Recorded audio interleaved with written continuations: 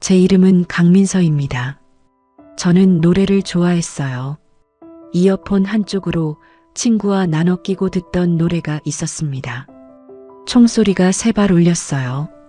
그 자리에 300명이 서 있었습니다. 아무도 울지 않았어요. 울면 끌려가거든요. 저는 주머니 속에 이어폰을 쥐고 있었습니다. 그 친구와 마지막으로 함께 들었던 이어폰이요. 그 노래가 뭐였는지 한국에 와서야 알았습니다. 여기서는 아무도 안 죽는 노래였어요. 지금부터 그 이야기를 시작하겠습니다.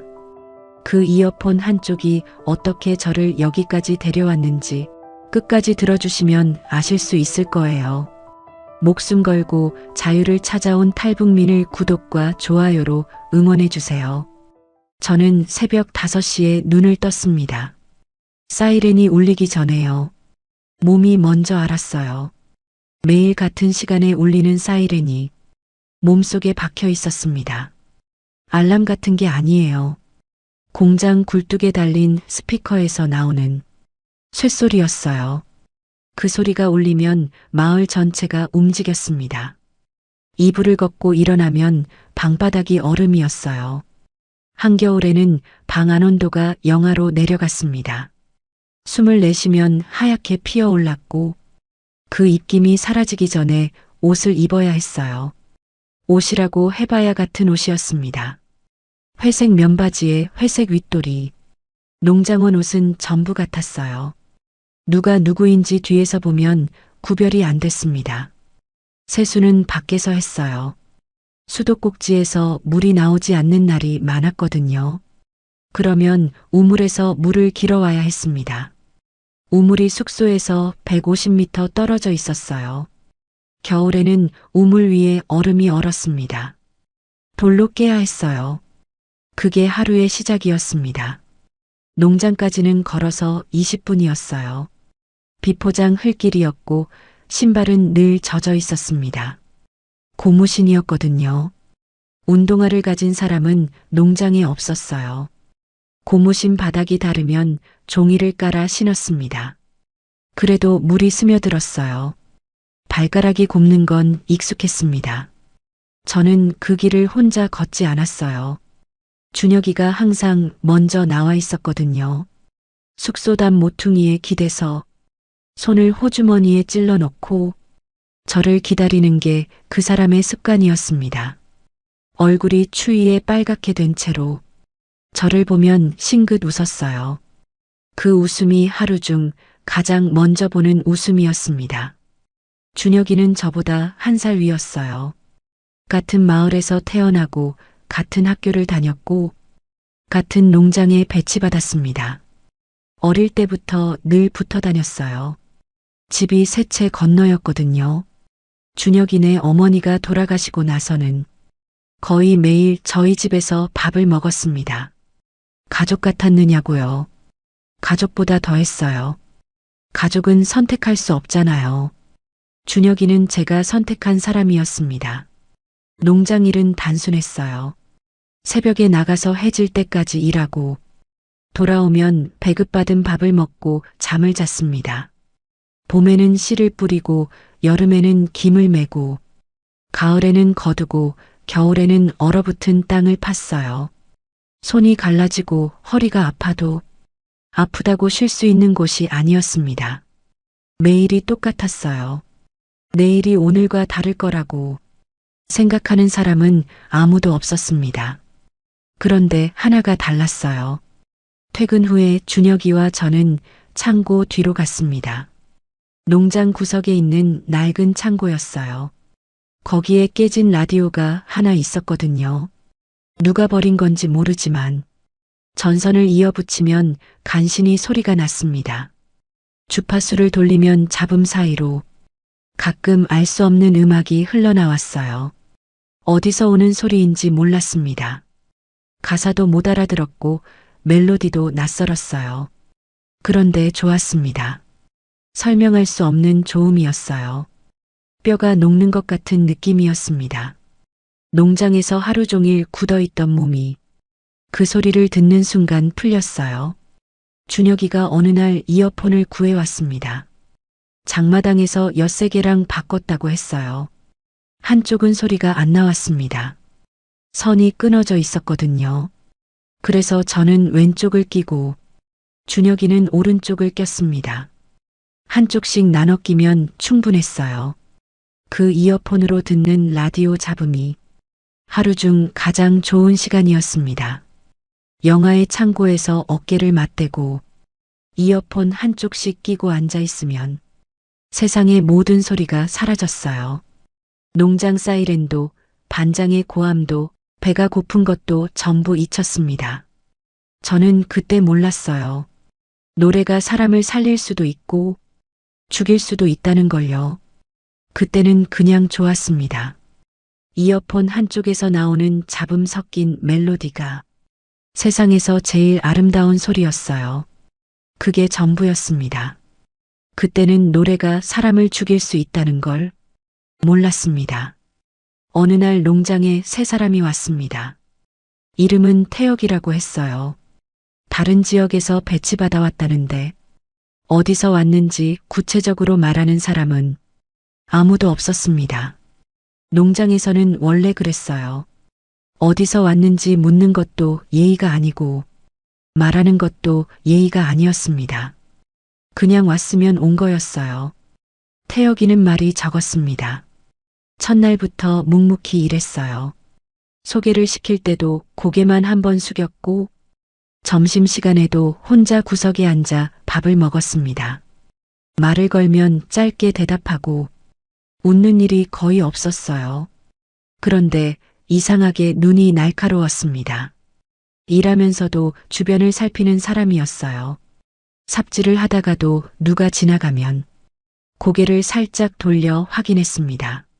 무의식적인 행동이었어요. 습관처럼 배어있는 경계심이었습니다. 저는 그 눈빛이 처음부터 불편했어요. 농장에서 일하는 사람의 눈이 아니었거든요. 그런데 농장 청년들은 태혁이를 좋아했습니다. 힘이 셌고 일을 잘했어요. 쌀가마니를 혼자 들었습니다. 다른 사람은 둘이서 드는 무게를요. 무거운 짐도 군말 없이 들었고 힘든 일을 시켜도 불평 한마디 없었어요. 과묵하지만 성실한 사람이라고 모두들 생각했습니다. 준혁이도 태혁이를 좋아했어요. 형이라고 부르기 시작한 게 3일째부터였습니다. 같이 밥을 먹기 시작했고 퇴근 후에도 같이 다녔어요. 농장 울타리에 나란히 기대 앉아 해가 지는 걸 보는 날도 있었습니다. 저는 그게 조금 서운했어요.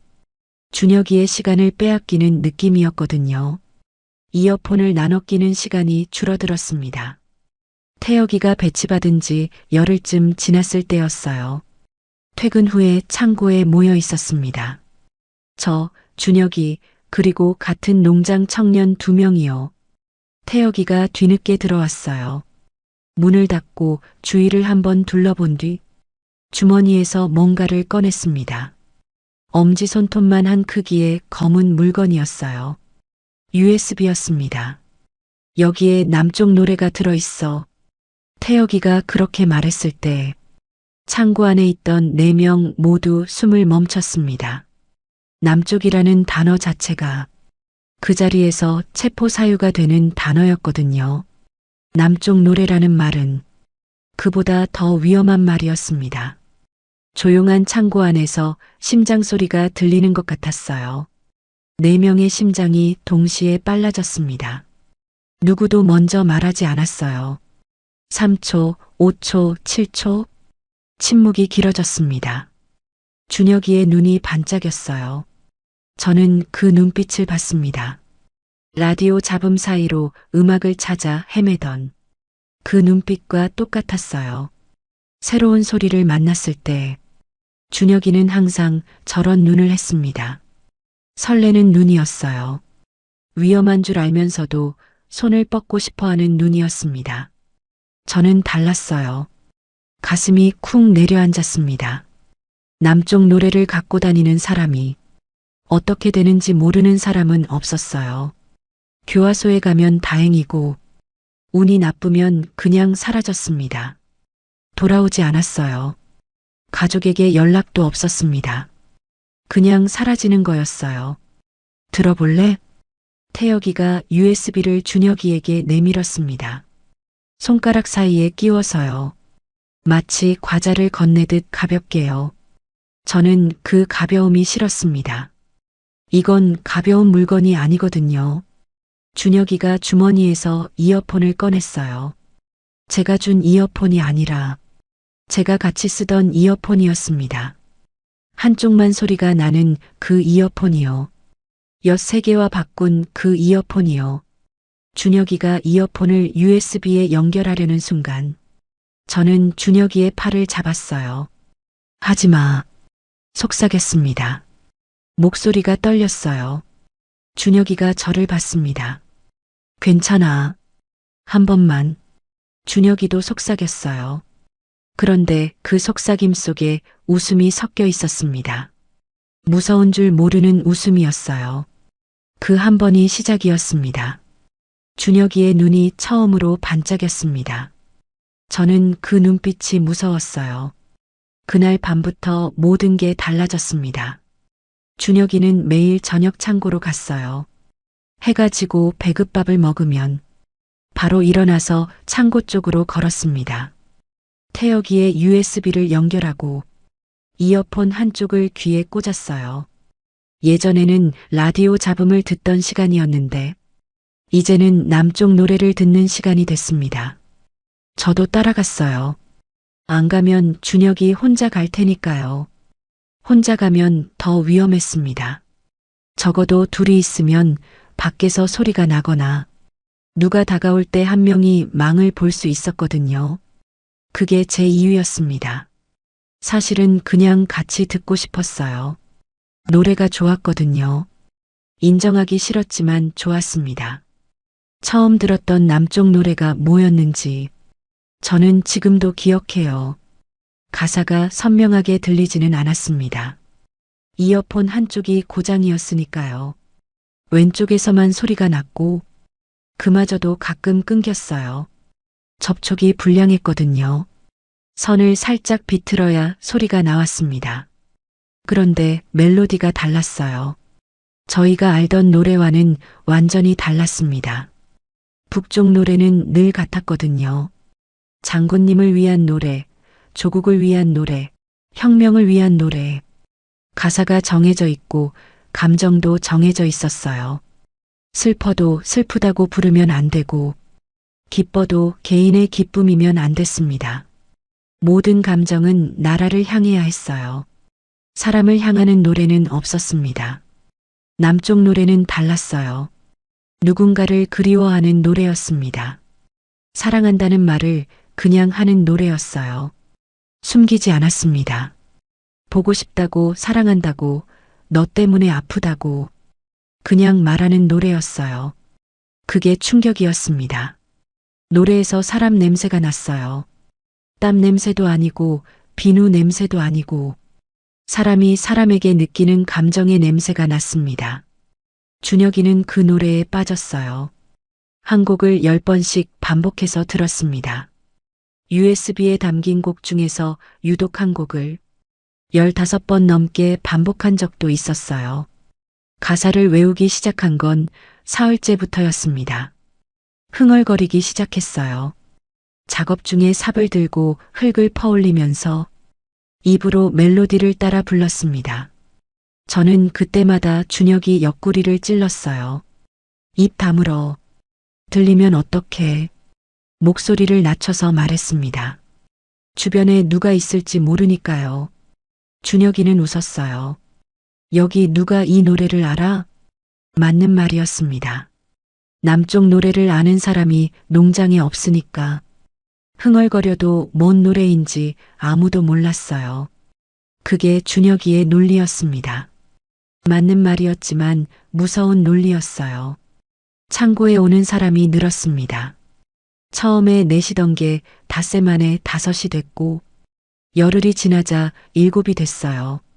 태혁이가 USB를 더 가져왔거든요. 노래만 있는 게 아니었습니다. 영화도 있었어요. 3편이요. 영하 8도의 창고에서 이어폰 한쪽으로 남쪽 영화를 봤습니다. 화면은 휴대전화만 한 크기였어요. 7명이 고개를 모아야 겨우 보이는 화면이었습니다. 서로의 머리카락이 닿을 정도로 가까이 앉았어요. 숨소리만 들렸습니다. 아무도 말하지 않았어요. 눈만 크게 뜨고 화면을 응시했습니다. 영화 속 남쪽 사람들은 웃고 있었어요. 길에서 웃고 식당에서 웃고 아무 이유 없이 웃고 있었습니다. 예쁜 옷을 입고 환한 가게에 들어가서 먹고 싶은 걸 골라 먹고 있었어요.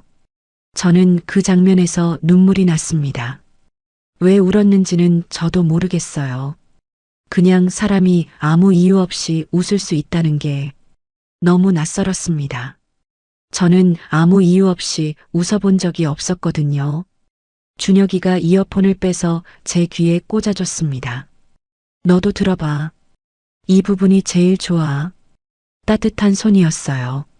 삽을 잡아서 굳은 살이 박힌 손인데 이어폰을 건넬 때는 늘 조심스러웠습니다. 저는 그 이어폰을 귀에 꽂고 준혁이 옆에 앉아 눈을 감았어요. 한쪽에서만 소리가 나는 이어폰이었지만 그 순간만큼은 세상의 모든 소리가 들렸습니다. 멜로디가 왼쪽 귀로 들어와 온몸을 타고 흘렀어요. 준혁이는 그 노래를 멈추지 못했어요. 저도요.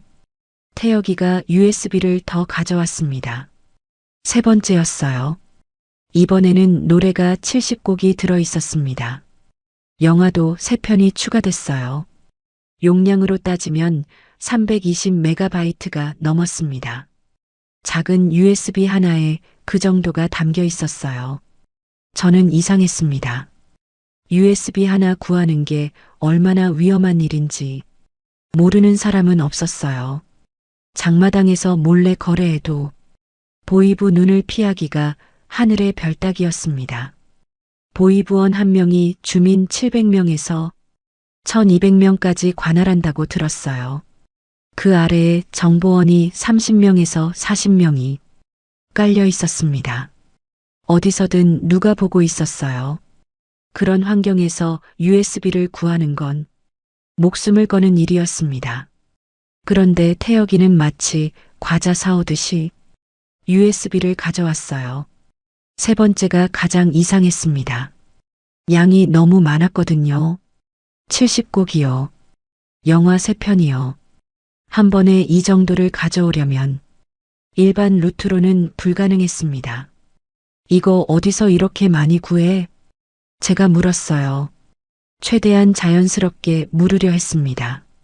태혁이는 웃었어요. 입꼬리만 살짝 올리는 웃음이었습니다. 중국 쪽에서 넘어오는 거야. 루트가 있어. 걱정 마. 말은 그럴듯했어요. 국경 쪽에서 USB가 넘어오는 건 사실이었거든요. 대북 전단에 USB를 넣어 보내는 경우도 있고 브로커를 통해 들어오는 경우도 있었습니다. 하지만 이건 양이 달랐어요. 한두 곡이 아니라 70곡이었습니다. 영화 3편까지요. 이 정도 양을 한꺼번에 안전하게 운반하려면 보통 사람의 루트가 아니어야 했어요. 저는 그날부터 태혁이를 유심히 봤습니다. 평소에는 안 보이던 것들이 하나씩 눈에 들어오기 시작했어요. 손이 달랐습니다. 농장에서 몇 달을 일했으면 손이 갈라지고 트고 굳은 살이 박여야 했어요. 저도 그랬고 준혁이도 그랬고 여기 사람들은 전부 그랬습니다. 흙을 만지고 삽을 잡고 쟁기를 끌면 손이 안 거칠어질 수가 없어요. 그런데 태혁이의 손은 깨끗했습니다. 갈라진 데가 없었어요. 굳은 살이 없었습니다. 삽을 잡아본 적이 별로 없는 손이었어요. 일하는 사람의 손이 아니었습니다. 밥을 먹는 방식도 달랐어요. 농장 사람들은 밥을 빨리 먹었습니다. 배급이 적으니까 천천히 먹을 여유가 없었거든요. 숟가락이 쉬지 않았어요. 그런데 태혁이는 천천히 먹었습니다. 밥을 한 숟가락 떠서 입에 넣고 씹으면서 주변을 봤어요. 배고프지 않은 사람의 속도였습니다. 배급밥에 익숙하지 않은 사람의 속도였어요. 그리고 시계였습니다. 태혁이가 소매를 걷어 올렸을 때 손목에 시계가 보였어요. 금색 테두리에 검은 판이 달린 시계였습니다. 초침이 움직이고 있었어요. 농장원이 찰 수 있는 물건이 아니었습니다. 장마당에서 저런 시계를 사려면 쌀 10가마니 값이 넘었어요. 농장원의 1년치 배급보다 비싼 시계였습니다. 저는 그 시계를 본 적이 있었어요. 마을에 나왔던 보이부 지도원이 똑같은 시계를 차고 있었거든요. 보이부 간부들에게만 지급되는 특수 물품이라는 소문이 있었습니다. 확인된 건 아니었어요. 하지만 같은 시계였습니다. 같은 금색 테두리, 같은 검은 판, 같은 초침의 움직임. 심장이 내려앉았습니다. 손이 떨리기 시작했어요. 저는 아무렇지 않은 척 고개를 돌렸지만 머릿속에서는 모든 것이 연결되고 있었습니다. 깨끗한 손, 배고프지 않은 식사 속도, 끊이지 않는 USB, 날카로운 눈, 보이부 시계. 하나하나는 우연일 수 있었어요. 하지만 전부 합치면 우연이 아니었습니다. 퍼즐 조각이 맞춰지는 느낌이었어요. 그리고 그 퍼즐의 완성된 그림이 너무 무서웠습니다. 저는 창고를 나와 혼자 걸었어요. 다리가 후들거렸습니다. 찬바람이 얼굴을 때렸지만 추운 줄도 몰랐어요. 뱃속이 뒤집혔습니다. 준혁이에게 말해야 했어요. 그런데 말하면 어떡하죠? 준혁이가 믿을까요? 준혁이는 태혁이를 좋아했습니다. 형이라고 불렀어요. 신뢰하고 있었습니다. 저는 그날 밤 잠을 자지 못했어요. 이어폰을 만지작거리며 누워 있었습니다. 한쪽만 소리가 나는 이 이어폰이 갑자기 무겁게 느껴졌어요. 이 이어폰에 연결했던 USB가 미끼라면요. 이 이어폰이 증거가 된다면요. 그 시계를 본 순간 저는 숨이 멎었습니다. 다음 날 아침 저는 준혁이를 붙잡았습니다. 농장 가는 길에서요. 다른 사람들보다 일찍 나왔어요. 준혁이도 일찍 나와 있었습니다. 담 모퉁이에 기대서 평소처럼 저를 기다리고 있었어요. 사람이 없는 틈을 봐서 말했습니다. 목소리를 최대한 낮췄어요. 태혁이 형, 좀 이상하지 않아? 준혁이가 멈췄어요. 발걸음을 멈추고 저를 봤습니다. 뭐가? USB를 너무 쉽게 구해와. 세 번째야. 70곡이야. 보통 사람이 그걸 어떻게 구해? 그리고 손 봤어? 농장 사람 손이 아니야.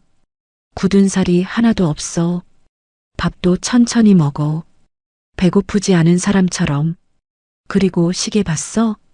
그 시계 보이부 거야. 한꺼번에 쏟아냈습니다. 밤새 머릿속에서 정리한 것들을 전부 꺼내놨어요. 숨이 가빴습니다. 준혁이는 한참 저를 봤어요. 표정이 복잡했습니다. 놀란 것 같기도 하고 귀찮은 것 같기도 했어요. 그리고 웃었습니다. 민서야, 너 너무 걱정이 많아. 태혁이 형은 괜찮은 사람이야. 시계는 장마당에서 산 거겠지. 요즘 중국 물건 많잖아. 손이 깨끗한 건 전에 사무직이었을 수도 있고 너무 의심하지 마. 저는 더 말하고 싶었습니다. 퍼즐 조각을 하나하나 보여주고 싶었어요. 그런데 준혁이 표정이 이미 닫혀 있었습니다. 듣고 싶지 않다는 얼굴이었어요. 더 말하면 싸움이 될 것 같았습니다. 저는 입을 다물었어요. 그 뒤로 며칠은 아무 일도 없었습니다. 새벽에 사이렌이 울리면 일어나고 농장에 가서 일하고 돌아오면 배급밥을 먹고 잠을 잤어요. 하루가 14시간의 노동과 6시간의 수면으로 채워졌습니다. 나머지 4시간은 밥 먹고 씻고 줄 서고 이동하는 데 썼어요. 그게 우리의 하루였습니다. 준혁이는 여전히 저녁마다 창고에 갔어요. 저도 따라갔습니다. 태혁이도 평소와 같았어요. 웃지도 않았고 화를 내지도 않았습니다. 묵묵히 일하고 저녁에 USB를 꺼냈어요. 모든 게 똑같았습니다. 그게 더 무서웠어요. 너무 똑같으면 오히려 이상한 거잖아요. 진짜로 아무 일 없는 건지, 아니면 아무 일 없는 척 하는 건지, 구별할 수가 없었습니다. 저만 불안한 건지, 아니면 진짜 위험한 건지도 몰랐어요. 그러던 어느 오후였습니다. 농장에서 일하고 있는데 비포장도로 쪽에서 엔진 소리가 들렸어요. 고개를 돌렸습니다. 차가 한 대 지나가고 있었어요. 검은색 봉고차였습니다. 창문이 전부 어두웠어요. 안이 보이지 않았습니다. 우리 마을에 검은 봉고차가 올 이유는 없었어요. 여기는 농장밖에 없는 곳이거든요. 외부 차량이 지나가는 길도 아니었습니다. 차는 농장 앞을 아주 천천히 지나갔어요. 멈추지는 않았습니다. 그냥 지나간 거예요. 그런데 그 속도가 이상했어요. 사람이 걷는 것보다 느렸습니다. 마치 안에서 밖을 살피는 것 같았어요. 창문 너머로 카메라가 있는 것 같았고 누군가의 눈이 농장을 훑고 있는 것 같았습니다. 저는 울타리 뒤에서 그 차를 봤어요. 울타리 나무를 잡았는데 손가락에 힘이 너무 들어가서 나무 가시가 손바닥에 박혔습니다. 피가 맺혔어요. 아프지 않았습니다. 아픔보다 공포가 먼저였거든요. 차가 도로 끝에서 사라졌습니다. 먼지가 가라앉았어요. 저는 그 자리에서 한참을 서 있었습니다. 다리가 말을 듣지 않았어요. 심장이 목구멍까지 올라온 것 같았습니다. 확신은 없었어요. 그 차가 보이부 차라는 증거는 없었습니다. 그냥 검은 봉고차였어요. 지나가는 차일 수도 있었습니다. 하지만 이 마을의 검은 봉고차가 천천히 지나갈 이유가 없었어요. 아무 이유가 없었습니다. 저는 주머니에 손을 넣었어요. 이어폰이 만져졌습니다. 한쪽만 소리가 나는 그 이어폰이요. 꽉 쥐었어요. 손가락 마디가 하얘질 때까지 쥐었습니다. 이 이어폰을 버려야 한다는 생각이 들었어요. 지금 당장 흙 속에 묻어야 한다는 생각이요. 이게 증거가 될 수 있으니까요. 남쪽 노래를 들었다는 증거가요. 그런데 손이 펴지지 않았습니다. 이건 준혁이와 나눠 끼던 이어폰이니까요. 이걸 버리면 준혁이와의 시간을 버리는 것 같았어요. 차가 지나간 뒤에도 저는 한참을 움직이지 못했어요. 며칠 뒤 새벽이었습니다. 정확한 시간은 몰랐어요. 시계가 없었으니까요. 아마 3시쯤이었을 겁니다. 하늘에 별이 보이고 달이 반쯤 떠 있으면 대충 3시에서 4시 사이였거든요. 화장실을 가려고 일어났습니다. 밖은 얼어붙어 있었어요. 땅이 단단했습니다. 발을 디딜 때마다 서리 밟는 소리가 났어요. 바람이 불지 않았습니다. 소리가 없는 새벽이었어요. 모든 게 멈춰 있었습니다. 그래서 들렸습니다. 목소리가 들렸어요. 아주 낮은 목소리였습니다. 숙소 뒤쪽에서요. 속삭이는 것 같았지만 새벽의 정적 속에서는 속삭임도 들렸어요. 저는 멈췄습니다. 숨을 참았어요. 심장이 빨라졌습니다. 발을 옮기지 않았어요.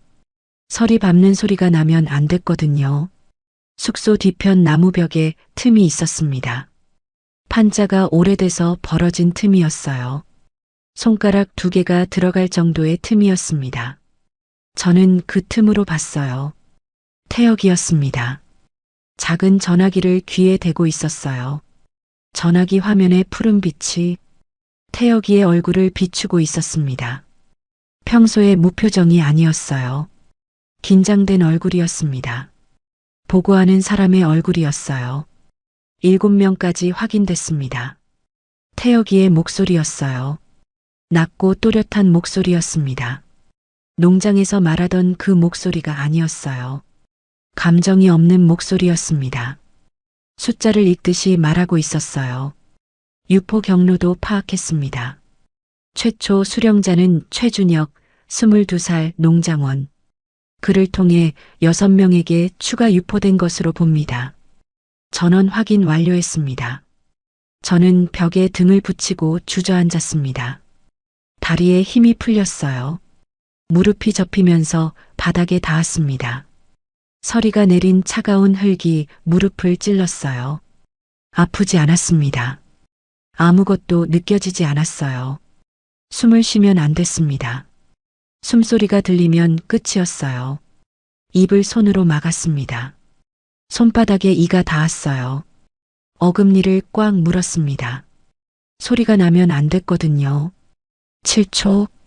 숨을 7초 동안 참았습니다. 모든 게 연결됐어요. 깨끗한 손, 끊이지 않는 USB, 보이부 시계, 날카로운 눈, 중국 루트라는 거짓말.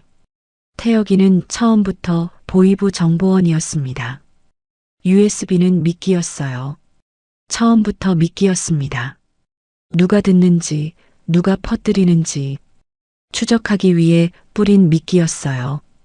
70곡, 영화 3편.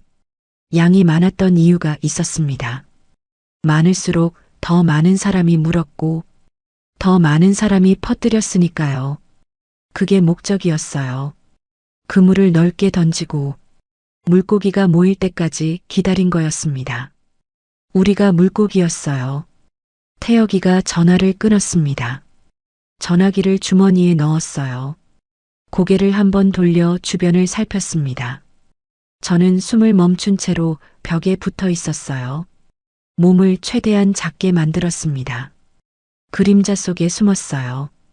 태혁이가 돌아서 숙소로 들어갔습니다. 문이 닫히는 소리가 났어요. 발소리가 멀어졌습니다. 저는 그 자리에 주저앉은 채로 한참을 움직이지 못했어요. 새벽 공기가 폐를 찔렀습니다. 코끝이 얼얼했고 손가락이 곱았어요. 눈물이 나지 않았습니다. 너무 무서우면 눈물도 안 나와요. 몸이 얼어붙으면 눈물도 얼어붙는 거예요. 7명. 최초 수령자 최준혁. 22살. 그 숫자들이 머릿속에서 맴돌았습니다. 7명. 그 안에 준혁이가 있었습니다. 저도요. 7명. 그 안에 준혁이가 있었습니다. 저도요. 아침이 밝았습니다. 사이렌이 울렸어요. 저는 밤새 한숨도 자지 못했습니다. 눈이 부어 있었고 손이 떨렸어요. 세수를 하러 밖에 나갔는데 우물물이 얼굴에 닿는 순간 정신이 돌아오는 게 아니라 오히려 더 멍해졌습니다. 차가운 물이 볼을 때리는데 아무 감각이 없었어요. 거울이 없어서 제 얼굴을 볼 수 없었지만 아마 창백했을 겁니다. 옆에서 세수하던 동료가 아프냐고 물었어요. 저는 고개를 저었습니다. 잠을 못 잤어요. 그게 거짓말은 아니었어요. 준혁이에게 말해야 했습니다. 지금 당장이요. 태혁이가 보이부 정보원이라는 것, USB가 처음부터 미끼였다는 것, 7명의 명단이 이미 올라갔다는 것, 준혁이의 이름이 맨 위에 있다는 것, 전부 말해야 했어요. 농장 가는 길에서 준혁이를 잡았습니다. 앞서 걷는 사람들과 거리를 벌렸어요. 뒤에서 오는 사람이 없는 걸 확인하고 목소리를 최대한 낮춰서 말했습니다. 준혁아, 나 할 말 있어. 진짜 중요한 거야. 어젯밤에 태혁이가 전화하는 거 들었어. 준혁이가 멈췄어요. 걸음을 멈추고 저를 봤습니다. 장난기 없는 눈이었어요. 제 표정에서 뭔가를 읽은 것 같았습니다. 보이부한테 보고하고 있었어. 7명 확인됐다고 했어. 내 이름을 말했어. 최준혁, 22살, 최초 수령자라고. 말을 꺼내는데 목소리가 갈라졌어요. 입술이 떨렸습니다. 눈에 물기가 찼어요. 울면 안 됐는데 참기가 어려웠습니다. 준혁이의 표정이 변했어요. 웃음기가 완전히 사라졌습니다. 그런데 놀라는 표정은 아니었어요. 뭔가를 예감하고 있었던 사람의 얼굴이었습니다. 어쩌면 준혁이도 알고 있었는지 몰라요. 알면서도 모른 척했던 건지도요. 어떻게? 준혁이가 말했습니다. 그 두 글자가 전부였어요. 어떻게? 저한테 묻는 건지 자기한테 묻는 건지 알 수 없었습니다. 저는 아무 답도 할 수 없었어요. 도망쳐야 한다고 말하고 싶었지만 이 마을에서 어디로 도망치죠?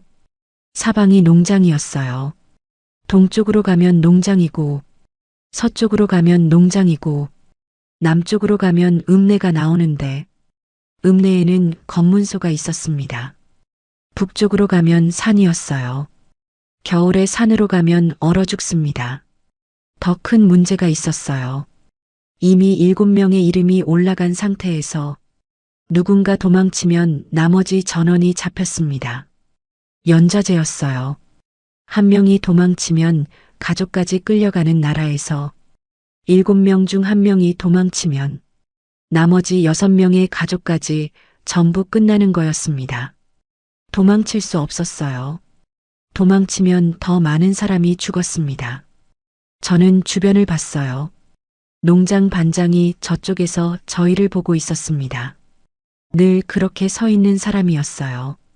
아침마다 농장 입구에서 출근하는 사람들을 확인하는 게 반장의 일이었거든요.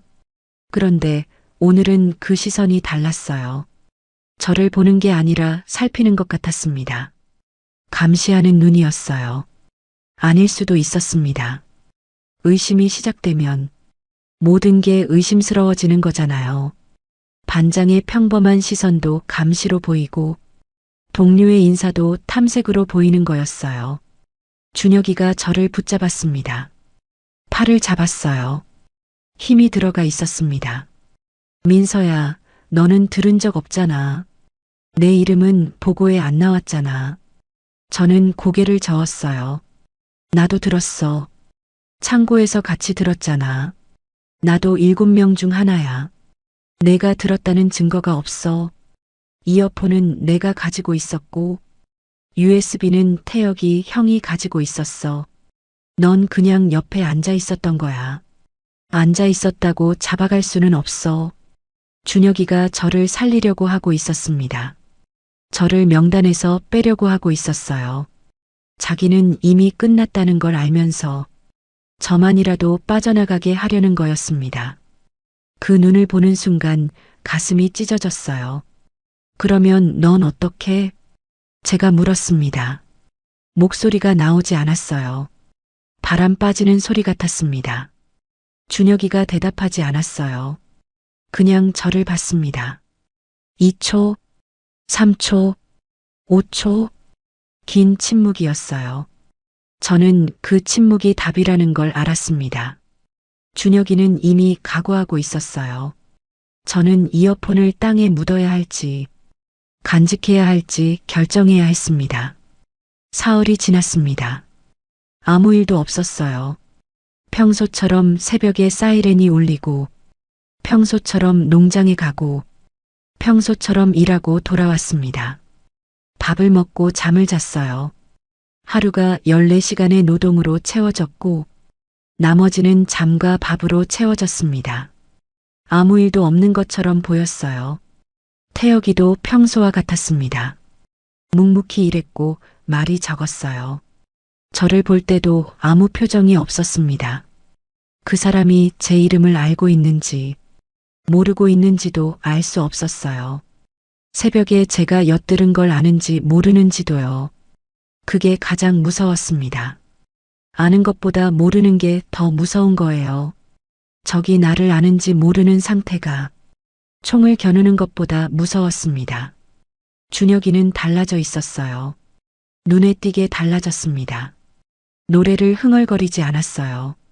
창고에도 가지 않았습니다. 저녁을 먹을 때 젓가락을 들다가 멈추는 순간이 있었어요. 허공을 보고 있었습니다. 뭔가를 생각하고 있는 얼굴이었어요. 저는 그 표정을 알고 있었습니다. 포기하기 직전에 짓는 표정이었거든요.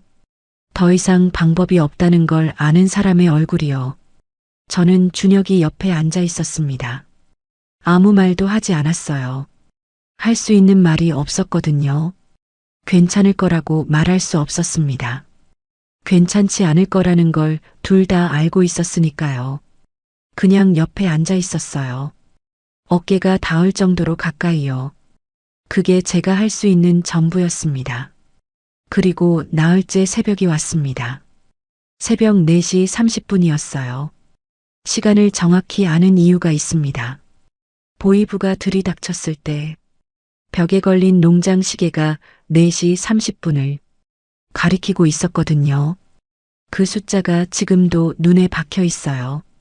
소리가 먼저 왔습니다. 군화 소리였어요. 한 명이 아니었습니다. 여러 명의 군화가 동시에 땅을 밟는 소리였어요. 쿵, 쿵, 쿵, 쿵. 규칙적이었습니다. 훈련받은 사람들의 발소리였어요. 12명분의 발소리였습니다. 저는 그 소리만으로 몇 명인지 알 수 있었어요. 농장에서 매일 발소리를 듣고 살았으니까요. 불이 켜졌습니다. 아니, 불이 아니라 손전등이었어요. 여러 개의 손전등 빛이 숙소 안을 동시에 훑었습니다. 눈이 부셔서 눈을 뜰 수가 없었어요. 숙소 문이 열렸습니다. 열린 게 아니라 걷어찬 거였어요. 나무 문짝이 벽에 부딪히는 소리가 났습니다. 검은 옷을 입은 사람들이 들어왔어요. 넷이었습니다. 전부 같은 검은 외투에 같은 군화를 신고 있었어요. 최준혁? 최준혁 나와. 이름이 불렸습니다. 준혁이의 이름이요. 그 이름이 새벽 공기를 찢었어요. 숙소 안에 있던 모든 사람이 얼어붙었습니다. 아무도 움직이지 않았어요. 숨소리도 멈췄습니다. 저는 이불 속에서 몸이 굳었어요. 옆에서 준혁이가 일어나는 소리가 들렸습니다. 이불을 걷는 소리, 발이 바닥에 닿는 소리.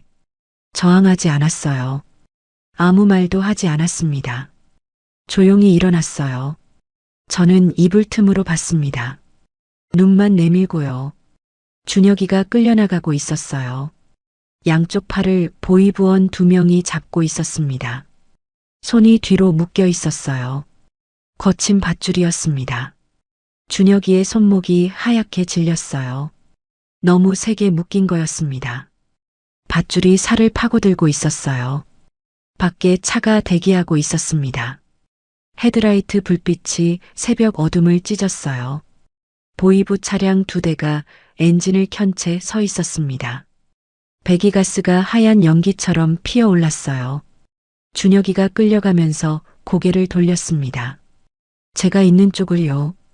숙소 안쪽을요. 눈이 마주쳤어요. 저는 숨을 멈췄습니다. 준혁이가 제 이름을 부를까 봐요. 민서야 하고 부르면 저도 끝이었으니까요. 그 한마디면 저도 명단에 올라가는 거였어요. 준혁이는 이름을 부르지 않았습니다. 아무 말도 하지 않았어요. 그냥 저를 봤습니다. 2초, 3초, 짧은 시간이었어요. 그리고 고개를 한번 끄덕였습니다.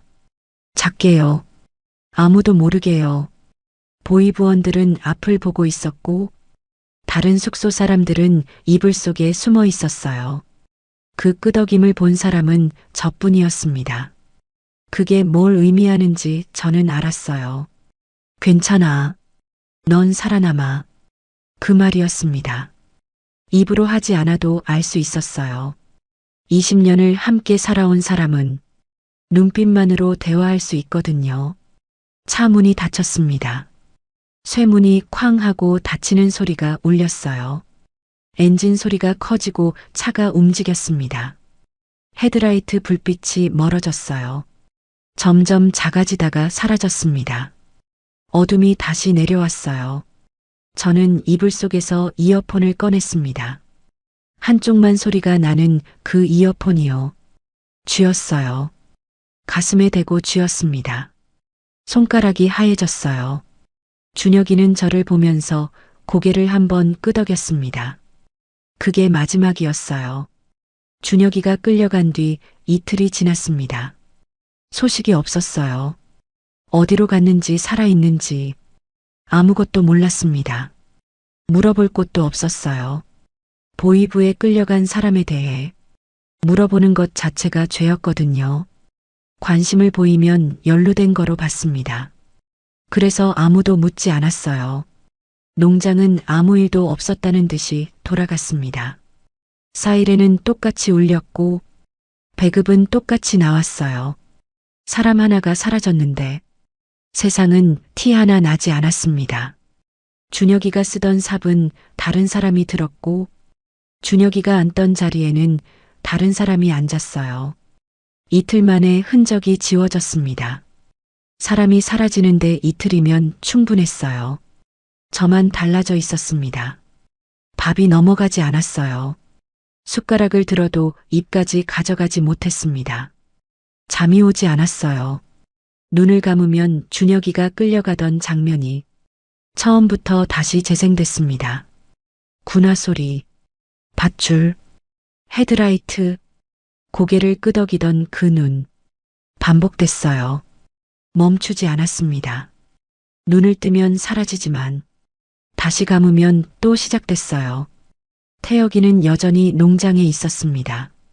아무 일도 없었다는 듯이 일하고 있었어요. 삽을 들고 흙을 팠습니다. 묵묵히요. 말없이요.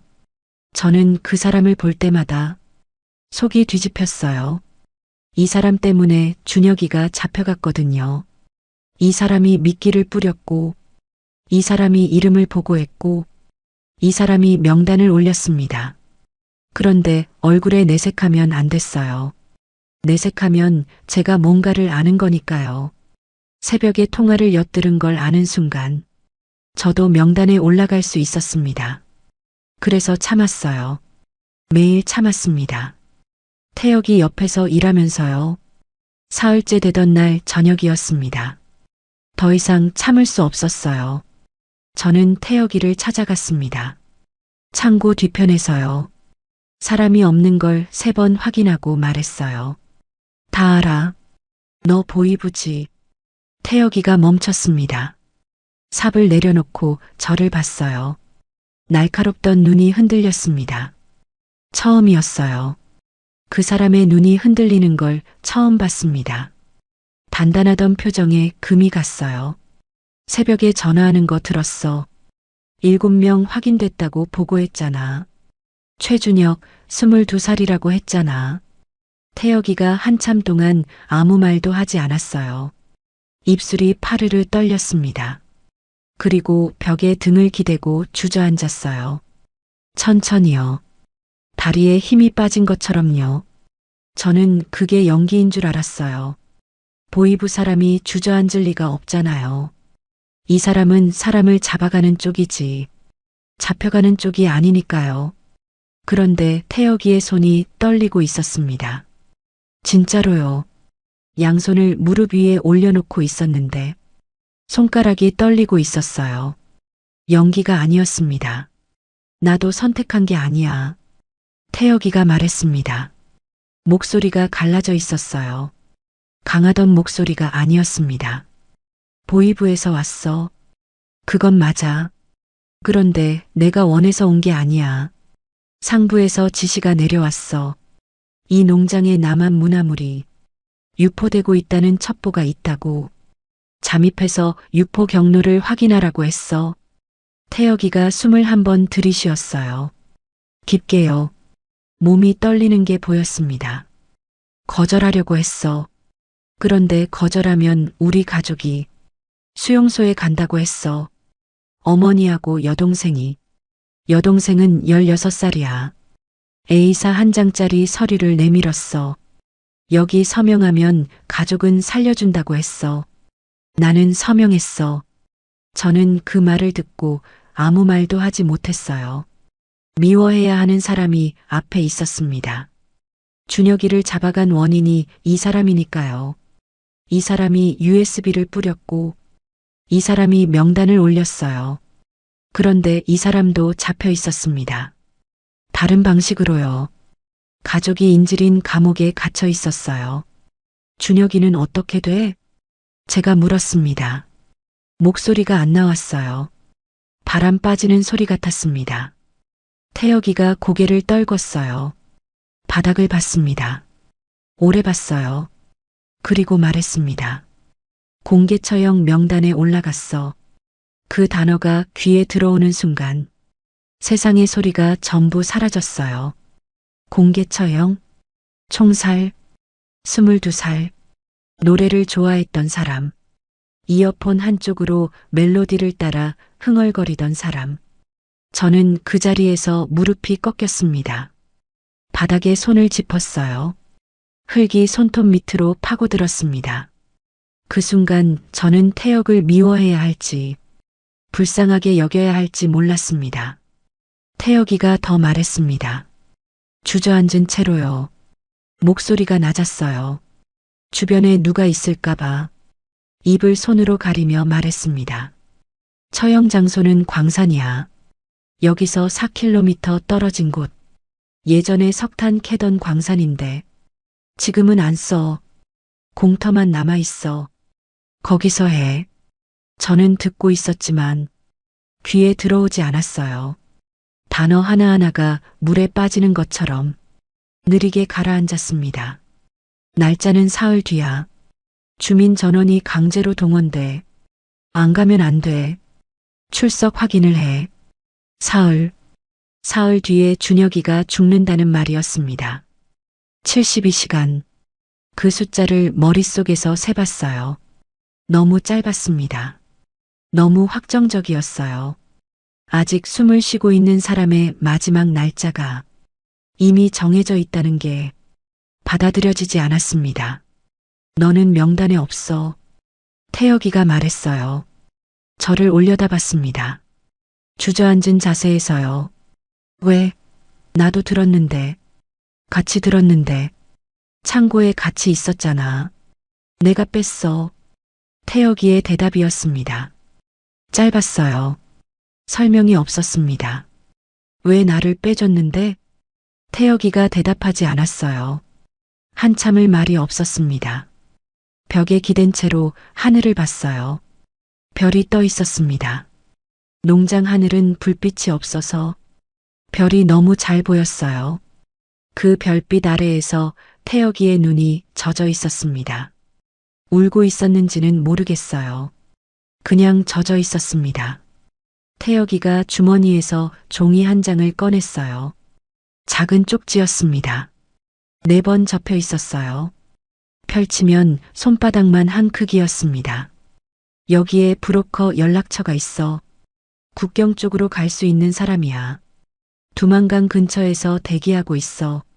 연락하면 만나는 장소를 알려줄 거야. 저는 그 쪽지를 받아들었습니다. 손이 떨렸어요.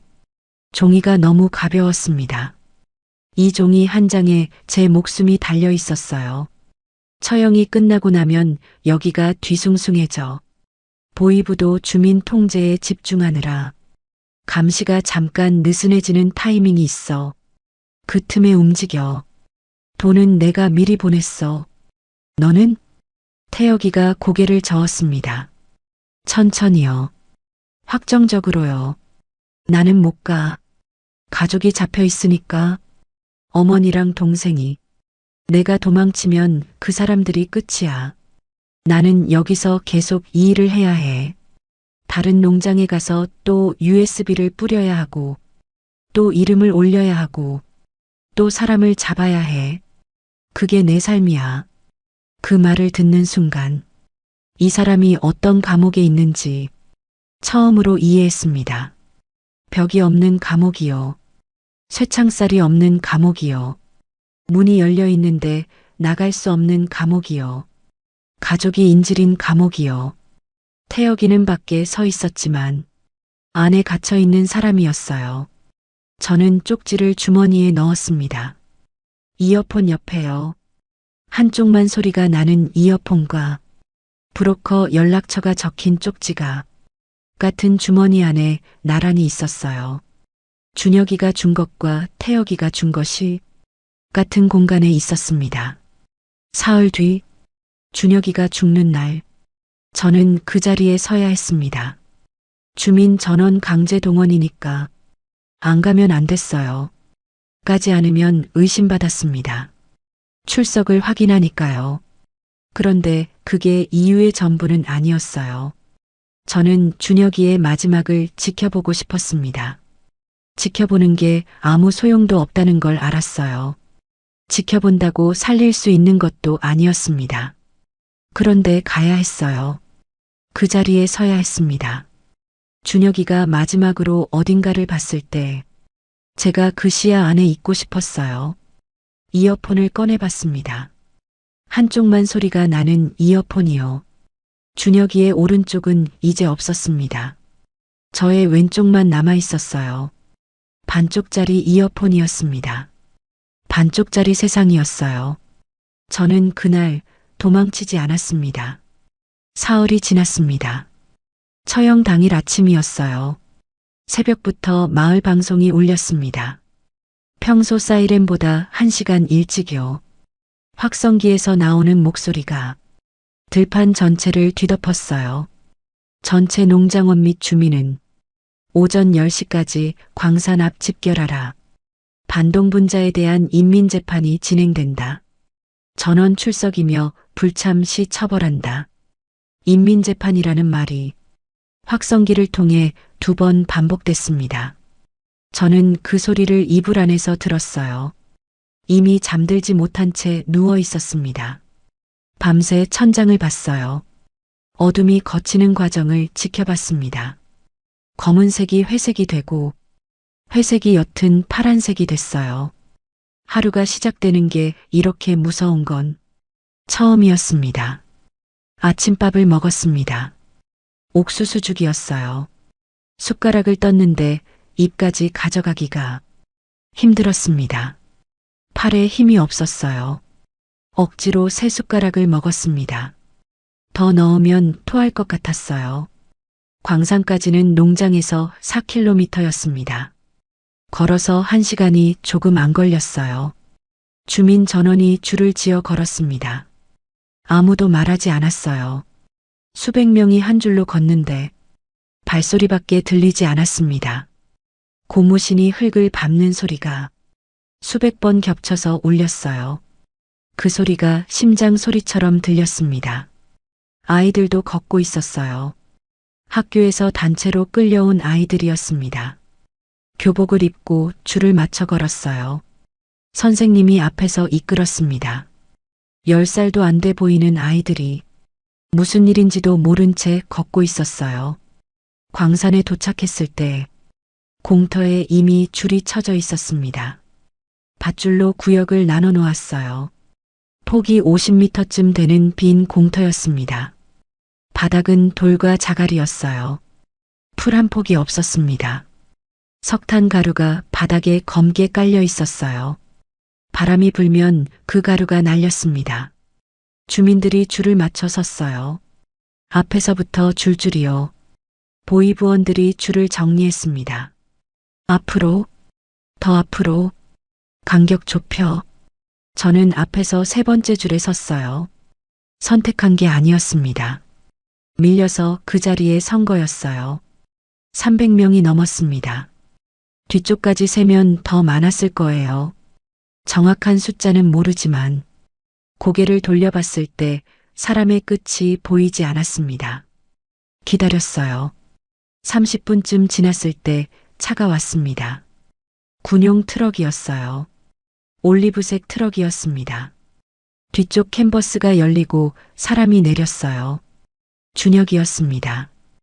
양쪽 팔을 보이부원 2명이 잡고 있었어요. 끌려 내렸습니다. 얼굴에 멍이 들어 있었어요. 왼쪽 눈 아래가 퉁퉁 부어 있었습니다. 입술이 터져서 피가 말라붙어 있었어요. 옷은 제가 아는 옷이 아니었습니다. 회색 죄수복이었어요. 허리에 번호가 적혀 있었는데 너무 멀어서 읽을 수 없었습니다. 준혁이가 공터 한가운데에 끌려갔어요. 무릎을 꿇렸습니다. 바닥이 자갈이었는데 맨무릎으로 꿇린 거였어요. 돌이 무릎을 파고들었을 겁니다. 아팠을 거예요. 그런데 준혁이는 인상을 쓰지 않았습니다. 아무 표정이 없었어요. 보이부 간부가 앞으로 나왔습니다. 확성기를 들었어요. 종이를 펼쳤습니다. 바람에 종이가 펄럭였어요. 간부가 종이를 두 손으로 잡고 읽기 시작했습니다. 반동분자 최준혁은 괴뢰놈들의 노래 70곡과 영화 3편을 시청하고 이를 7명에게 유포하여 반동사상문화 배격법을 위반하였다. 이에 인민의 이름으로 최고형에 처한다. 그 말이 광산벽에 부딪혀 메아리가 됐습니다. 같은 말이 2번 울렸어요. 300명이 듣고 있었습니다. 아무도 고개를 돌리지 않았어요. 아이들도 서 있었습니다. 10살짜리 아이들이 그 말을 듣고 있었어요. 준혁이는 고개를 들지 않았습니다. 단 한 번도요. 바닥만 보고 있었어요. 자갈 위에 석탄 가루를 보고 있었을 겁니다. 저는 3번째 줄에서 준혁이의 머리카락이 바람에 흔들리는 걸 지켜봤습니다. 저는 그 자리에서 울면 안 됐습니다. 울면 끌려갑니다. 간부가 종이를 접었습니다. 천천히 접어서 주머니에 넣었어요. 확성기를 옆 사람에게 건넸습니다. 그리고 뒤를 돌아봤어요. 손을 한번 들었습니다. 신호였어요. 뒤에서 군인 3명이 앞으로 나왔습니다. 총을 들고 있었어요. 소총이었습니다. 길고 검은 총이었어요. 저는 총의 정확한 이름을 몰랐습니다. 그냥 사람을 죽이는 물건이었어요. 3명이 나란히 섰습니다. 간격이 정확했어요. 훈련받은 간격이었습니다. 준혁이와의 거리는 5m쯤이었어요. 시간이 멈춘 것 같았습니다. 300명이 숨을 참고 있었어요. 바람도 멈춘 것 같았습니다. 자갈 위에서 석탄 가루가 굴러가는 소리만 아주 작게 들렸어요. 그 소리가 세상에서 유일한 소리였습니다. 저는 눈을 감지 않았어요. 감아야 했는데 감지 못했습니다. 준혁이의 머리카락이 보였어요. 바람에 살짝 흔들리고 있었습니다. 어깨가 보였어요. 회색 죄수복의 어깨였습니다. 묶인 손이 보였어요. 밧줄이 손목을 감고 있었습니다. 그 손이 떨리고 있지 않았어요. 준혁이는 떨지 않았습니다. 왜 안 떨었는지 모르겠어요. 저는 온몸이 떨리고 있었는데 준혁이는 가만히 있었습니다. 간부가 고개를 끄덕였어요. 3명의 군인이 총을 들어 올렸습니다. 어깨에 총을 기대고 겨눴어요. 3개의 총구가 준혁이를 향했습니다. 첫 번째 총소리가 울렸어요. 귀가 찢어지는 소리였습니다. 소리가 아니라 충격이었어요. 공기가 찢어지는 게 느껴졌습니다. 제 몸이 먼저 반응했어요. 어깨가 움츠러들었습니다. 눈이 감겼다가 바로 떴어요. 2번째, 간격은 2초였습니다. 2초가 1년처럼 길었어요. 총소리가 광산벽에 부딪혀 메아리가 됐습니다. 같은 소리가 2번, 3번 울렸어요. 3번째, 준혁이가 앞으로 쓰러졌습니다. 자갈 위로요. 소리가 났어요. 사람이 돌 위에 쓰러지는 소리. 그 소리가 어떤 소리인지 저는 그날 처음 알았습니다. 둔탁하고 무겁고 짧았어요. 한 번이었습니다. 쓰러지고 나서는 아무 소리도 나지 않았어요. 화약 냄새가 바람을 타고 왔습니다. 코를 찔렀어요. 매캐했습니다. 위장이 뒤집혔어요. 토하려는 것을 참았습니다. 참아야 했어요. 여기서 토하면 눈에 띕니다. 눈에 띄면 의심받아요. 의심받으면 끌려가는 거였습니다. 다리가 풀렸어요. 무릎이 접히려고 했습니다. 서 있을 수가 없었어요. 그 순간 옆에 서 있던 사람이 제 팔을 잡았습니다. 모르는 사람이었어요. 나이가 많은 아주머니였습니다. 50대쯤 돼 보였어요. 아무 말 없이 제 팔을 잡아줬습니다. 꽉 잡았어요. 그 손의 힘이 아니었으면 저는 그 자리에서 주저앉았을 겁니다. 아주머니는 저를 보지 않았어요. 정면을 보고 있었습니다. 저도 정면을 봤어요. 두 사람이 나란히 서서 정면을 봤습니다. 말은 하지 않았어요. 팔만 잡고 있었습니다. 보이부 간부가 다시 확성기를 들었어요. 이것이 반동분자의 최후다. 남조선의 문화에 오염된 자는 누구든 이렇게 된다. 이것을 잊지 말라. 그 말이 광산벽에 부딪혀 메아리가 됐습니다. 같은 말이 2번 들렸어요. 3번 들렸어요. 메아리가 사라진 뒤에도 그 말은 귓속에서 계속 울렸습니다. 지금도 울려요. 저는 주머니 속에서 이어폰을 쥐고 있었습니다. 한쪽만 소리가 나는 그 이어폰을요. 손가락 마디가 하얘질 정도로 쥐고 있었어요. 이어폰 선이 손바닥에 파고들었습니다. 이 이어폰으로 우리는 노래를 들었어요. 같은 창고에서 같은 벽에 기대 앉아서 같은 멜로디를 같이 들었습니다. 그게 전부였는데요. 노래를 들은 게 전부였는데요. 총소리가 3발이었다는 걸 저는 한참 뒤에야 알았습니다. 그때는 세지 못했어요.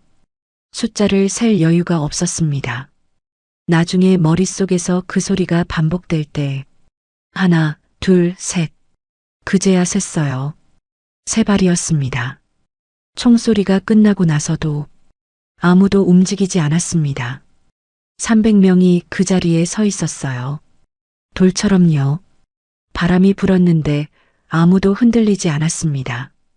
숨을 쉬고 있는 건지도 모르겠었어요. 살아있는 사람들이 죽은 것처럼 서 있었습니다.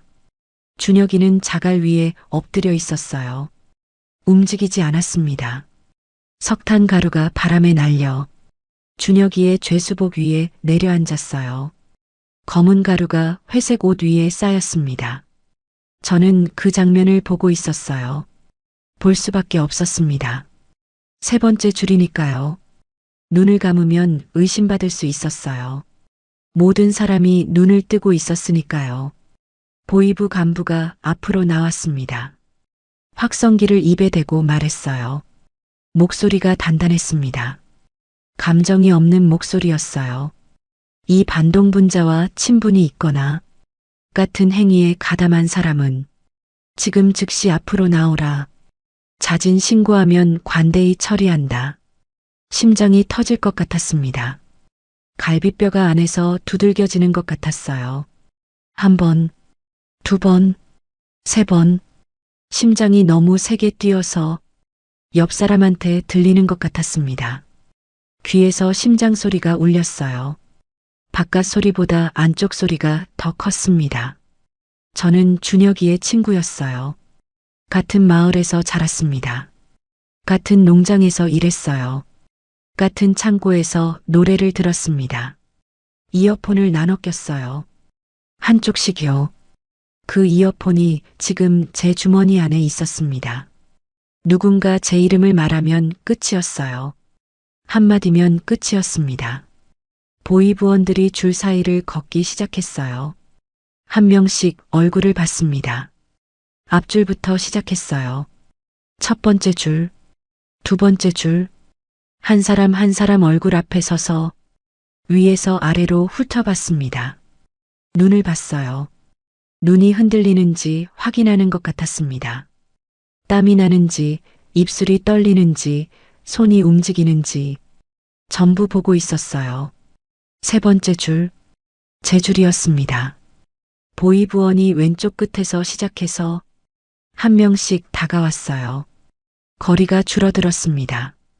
5명 앞, 4명 앞, 3명 앞. 저는 정면을 봤습니다. 광산벽을요. 회색 돌벽이었어요. 그 벽만 보면 됐습니다. 아무 생각도 하지 않으면 됐어요. 2명 앞, 1명 앞. 숨소리가 들렸어요. 보이부원의 숨소리가요. 코로 숨을 쉬는 소리가 들렸습니다. 그만큼 가까웠어요. 보이부원이 제 앞에 섰습니다. 눈이 마주쳤어요. 검은 외투를 입은 남자였습니다. 30 중반쯤으로 보였어요. 눈이 작고 날카로웠습니다. 입을 꽉 다물고 있었어요. 저는 눈을 피하지 않았습니다. 피하면 의심받거든요. 똑바로 봤어요. 아무것도 모르는 사람의 눈을 했습니다. 오늘 처음 이 자리에 나온 사람의 눈. 처형당한 사람과 아무 관계 없는 사람의 눈. 그 눈을 만들어야 했어요. 7초. 그 사람이 제 앞에 선 시간이 7초였습니다. 저는 세고 있었어요. 머릿속에서 숫자를 세면 감정이 올라오는 걸 막을 수 있었거든요. 하나, 둘, 셋, 넷, 다섯, 여섯, 일곱. 숨을 참았어요. 숨을 쉬면 숨소리가 떨릴 테니까요. 7초 동안 숨을 참았습니다. 보이부원이 지나갔어요. 다음 사람으로 넘어갔습니다. 저는 숨을 내쉬었어요. 아주 천천히요. 소리가 나지 않게요. 코로 조금씩 내쉬었습니다. 폐에서 공기가 빠져나가는 게 느껴졌어요. 멀리서 태혁이가 서 있었습니다. 주민줄이 아니라 보이부줄에 서 있었어요. 농장원 옷이 아니라 검은 외투를 입고 있었습니다. 처음부터 그쪽 사람이었어요. 더 이상 숨기지 않았습니다. 태혁이가 저를 봤어요. 아주 짧게요. 눈짓을 했습니다. 가만히 있어. 그 뜻이었어요.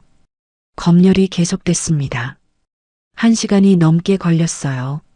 한 명 한 명 확인했습니다. 가끔 누군가를 불러내 질문했어요. 이 사람 알아? 같이 일한 적 있어? 불려나간 사람들은 대부분 줄로 돌아왔습니다. 저는 버텼어요. 표정을 죽이고 서 있었습니다. 눈물이 차올랐지만 흘리지 않았어요. 눈을 크게 뜨면 눈물이 마른다는 걸 그날 처음 알았습니다. 바람이 눈물을 말려줬어요. 검열이 끝나고 해산 명령이 떨어졌습니다. 주민들이 줄을 지어 돌아갔어요. 왔던 길을 되돌아 걸었습니다. 아무도 말하지 않았어요. 올 때도 조용했지만 돌아가는 길은 더 조용했습니다. 제 이름이 불리지 않았습니다. 그게 더 무서웠어요. 처형이 끝난 뒤 농장은 조용했습니다. 원래도 조용한 곳이었지만 이번에는 다른 종류의 조용함이었어요. 사람들이 말을 더 안 했습니다. 눈을 마주치지 않았어요. 밥을 먹을 때도 숟가락 소리만 났고 일할 때도 삽이 흙에 박히는 소리만 났습니다.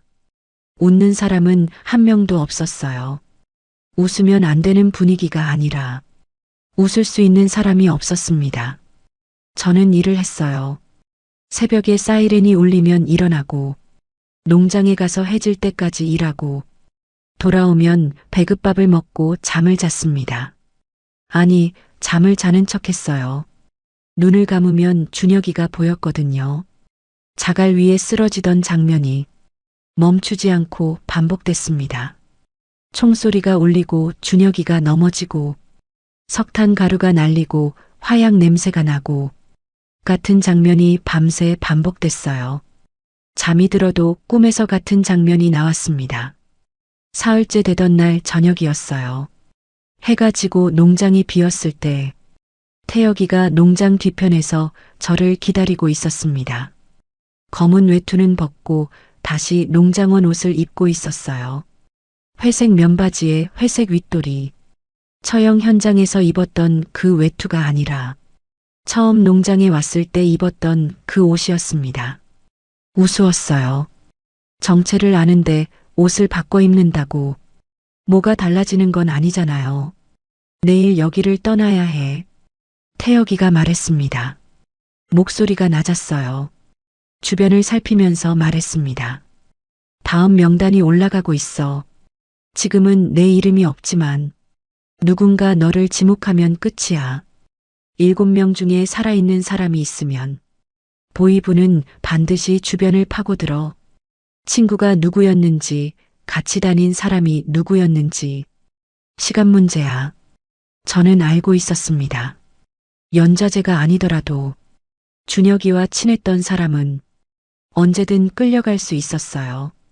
같은 마을에서 자란 것, 같은 농장에서 일한 것, 같이 밥을 먹은 것, 그것만으로도 충분한 혐의가 됐습니다. 태혁이가 며칠 전에 줬던 종이 쪽지를 말했어요. 그 연락처 아직 가지고 있지? 저는 고개를 끄덕였습니다. 내일 밤에 움직여. 처형 직후라 보위부가 주민 통제에 집중하고 있어. 감시 인력이 마을 쪽에 몰려 있으니까. 농장 뒤쪽 들판은 상대적으로 비어 있어. 그 틈에 나가. 동쪽으로 가면 비포장도로 끝에 폐가가 하나 있어. 거기서 브로커를 만나면 돼. 돈은 내가 미리 보냈어. 너는? 태혁이가 오래 저를 봤습니다. 눈이 젖어 있었어요. 울고 있었는지 아니면 바람 때문이었는지 알 수 없었습니다. 나는 못 가. 가족이 있으니까. 그 말을 할 때 태혁이의 입술이 떨렸어요. 참고 있었습니다. 이 사람도 떠나고 싶었어요. 그런데 떠나면 어머니와 동생이 죽으니까 떠날 수 없는 거였습니다. 하나 더 말해야 할 게 있어. 태혁이가 말했어요. 준혁이가 끌려가기 전날 밤에 나를 찾아왔어.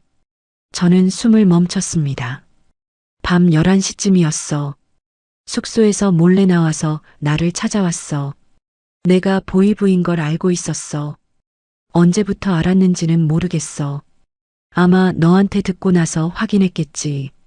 태혁이가 잠시 말을 멈췄어요. 숨을 들이쉬었습니다. 준혁이가 딱 한마디 했어.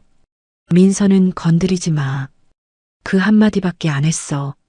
자기 목숨을 살려달라는 말은 안 했어. 도망칠 방법을 물어보지도 않았어. 그냥 민서는 건드리지 말라고. 그것만 말하고 돌아갔어. 목이 막혔습니다. 숨을 쉴 수가 없었어요. 가슴이 찢어졌습니다. 준혁이가 잡히기 전날 밤에 자기를 잡아갈 사람을 찾아간 거잖아요. 자기가 죽을 걸 알면서도 저를 지키려고 적 앞에 선 거잖아요. 나도 사람이야. 그 한마디가 안 지워져. 태혁이가 고개를 떨궜어요. 그날 밤이었습니다. 자정이 넘었어요. 저는 짐을 쌌습니다. 배낭 하나였어요. 무게가 3.2kg이었습니다. 옷 한 벌, 물 한 병, 마른 빵 3조각, 브로커 연락처가 적힌 쪽지, 그리고 이어폰, 농장 담을 넘었습니다. 비포장도로를 피해 들판으로 걸었어요. 달빛이 있었습니다. 그림자가 길게 늘어졌어요. 두만강까지 380km, 걸어서 얼마나 걸리는지 몰랐습니다. 주머니 속 이어폰을 쥐었어요. 준혁이가 살려준 목숨이었습니다. 저는 뒤를 돌아보지 않았습니다. 돌아보면 멈출 것 같았거든요. 제가 한국 땅을 처음 밟은 건 농장을 떠난 지 넉 달이 지나서였습니다. 그 넉 달 동안 무슨 일이 있었는지는 지금은 말하기 어려워요. 강을 건넜고 산을 넘었고 사람을 믿었다가 배신당했고 다시 믿어야 했고 다시 걸어야 했습니다. 언젠가 그 이야기도 할 날이 올 거예요. 오늘은 준혁이 이야기를 끝내야 하니까요. 한국에 도착했을 때 가장 먼저 느낀 건 소리였습니다.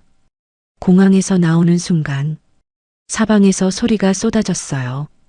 자동차 소리, 사람들의 웃음소리, 음악소리, 전화기 벨소리. 모든 게 시끄러웠어요. 그런데 무섭지 않았습니다. 따뜻한 시끄러움이었어요. 사람이 살아있어서 나는 소리였거든요. 사람들이 웃고 있었습니다. 길에서 웃고, 가게에서 웃고, 전화기를 보면서 웃고 있었어요. 아무 이유 없이 웃는 사람들이었습니다. 창고에서 남쪽 영화를 보면서 울었던 이유를 그때 알았어요. 영화 속 사람들이 웃고 있었잖아요. 아무 이유 없이. 그게 여기서는 일상이었습니다.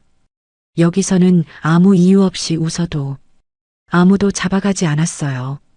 정착 교육을 받으면서 한국 노래를 자유롭게 들을 수 있게 됐습니다. 라디오도 있었고 휴대전화로도 들을 수 있었어요. 아무 노래나 아무 때나 들을 수 있었습니다.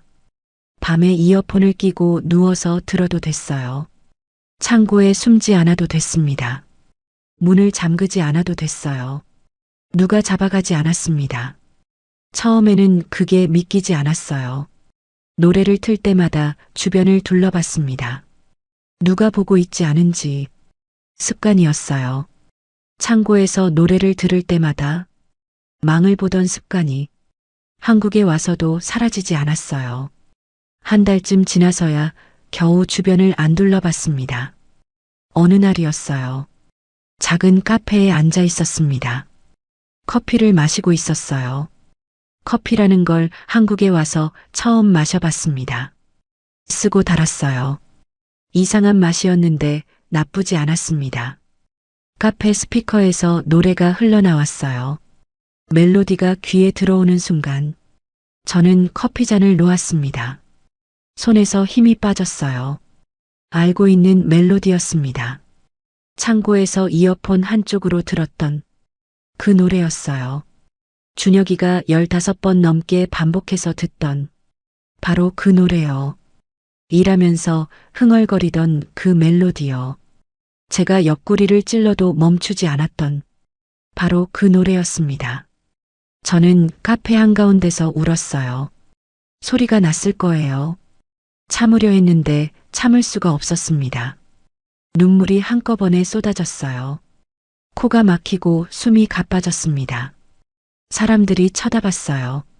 상관없었습니다. 여기서는 울어도 끌려가지 않으니까요. 광산 앞에서 참았던 눈물이 카페에서 전부 터졌습니다.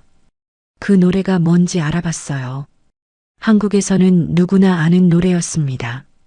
길에서 흘러나오고, 가게에서 흘러나오고, 노래방에서 부르고, 차 안에서 흥얼거리는 그냥 노래였어요. 평범한 노래였습니다. 여기서는 아무도 안 죽는 노래였어요. 준혁이는 그 노래를 흥얼거렸다는 이유로 22살의 자갈 위에서 쓰러졌습니다. 여기서는 아무도 안 죽는 노래 때문에요. 여기서는 아이들도 부르는 노래 때문에요. 저는 지금 이 이어폰을 가지고 있습니다. 한쪽만 소리가 나는 이 이어폰이요. 장마당에서 엿새개랑 바꿨다고 했던 이 이어폰이요. 준혁이가 오른쪽을 끼고 저는 왼쪽을 꼈던 이 이어폰이요.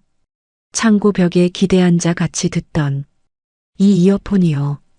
처음으로 양쪽을 다 꼈습니다. 왼쪽에서만 소리가 났어요. 오른쪽은 여전히 고장이었습니다. 선이 끊어져 있었거든요. 소리가 나지 않았어요. 준혁이의 쪽은 더 이상 소리가 나지 않았습니다. 그런데 괜찮았어요.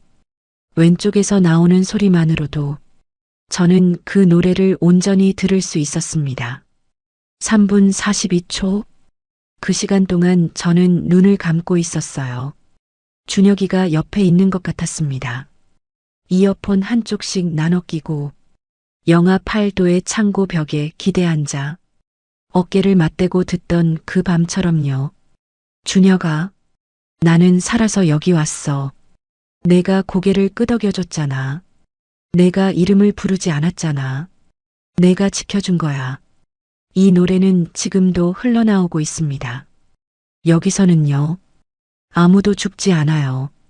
목숨 걸고 자유를 찾아온 탈북민을 구독과 좋아요로 응원해 주세요.